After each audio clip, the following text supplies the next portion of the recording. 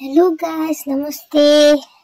तपाईं सबैहरुलाई जो पनि मेरो भिडियो हेर्नुहुन्छ र आज चाहिँ मैले चाहिँ नेपालीहरुको एकदमै मन पराउने सब्जी किनेमा बनाएको छु र यो चाहिँ सबैले प्राय नेपालीहरुले चाहिँ मन पराउँछ जस्तो लाग्छ मलाई चाहिँ, किनभने मेरो चाहिँ फेभरेट हो। र तपाईहरु यहाँनिर देश विदेशमा काम गरिरहनु भएको छ नि, कति जनालाई यो अब खाइरहनेहरूलाई चाहिँ एकदमै मन पर्छ, खानु मन पर्छ, तर पाउन सक्दैन तपाईले त्यो जग्गामा।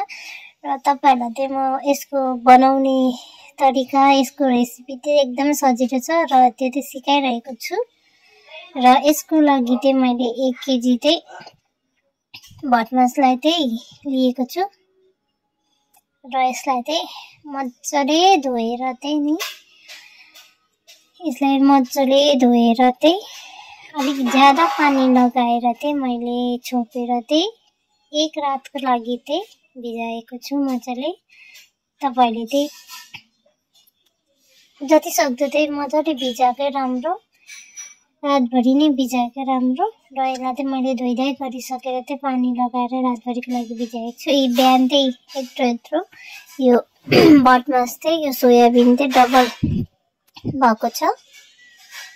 र अब चाहिँ मैले यसलाई चाहिँ एउटा प्रेसर कुकरमा हालेको छु सबै नै तपाईहरु। र यो भिडियो मन पर्यो भने चाहिँ एकदमै शेयर, कमेन्ट र सब्स्क्राइब चाहिँ गरिदिनु नबिर्सिनु होला र मेरो पेजलाई पनि फलो गरिदिनु होला।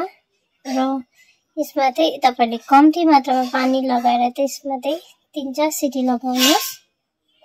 र यो मेरो सिटी लागिसकेको छु। र तपाईले चाहिँ यस्तो पत्ता त जतासुकै पाउन सक्नु हुँदैन होला, यो चाहिँ नेभाराको पत्ता हो।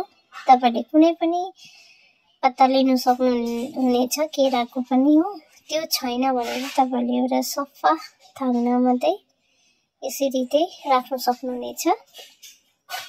र यो जुन चाहिँ मजाले पाकेको भटमास छ, यसलाई चाहिँ हल्का दारुले या तपाईले त्यसै फिर्केले चाहिँ हल्का मिच्नुहोस्। यसलाई अलिकति मतलब यसको दानालाई अलिकति दाल जस्तो लतपत बनाउनुहोस्। मजाले पाकेको छ भने त पर्दैन पनि हो, अलिकति दाना डल्लो देख्नु भयो भने त्यसरी प्रेस गरेर चाहिँ अलिकति गिलो बनाउनुहोस्। र यो पत्तामा चाहिँ मैले यो डल्लै यो भटमास पाकेको भटमासलाई चाहिँ लगाइरहेको छु। तपाईहरुकोमा यस्तो पत्ता छैन भने चाहिँ तपाईले सफा लुगामा पनि गर्न सक्नुहुनेछ। अन्त जति सक्दो यसलाई चाहिँ तपाईले एकदमै तातो लुगामा राख्नुपर्नेछ। र यसलाई मैले माथिबाट पनि पत्ताले नै राखेको छु र मजाले यसलाई चाहिँ पोको पारेर चाहिँ मैले डबल अर्को च्यादरमा पनि लगाएको छु। तपाईले तातो जे पनि पुरानो लुगाहरू, सफा लुगाहरू छ त्यसमा प्याक गर्नुस्। र यो किनेमालाई चाहिँ तपाईले 3 दिनसम्म घाममा राखेर हेर्नुहोस्, एकदम राम्रो।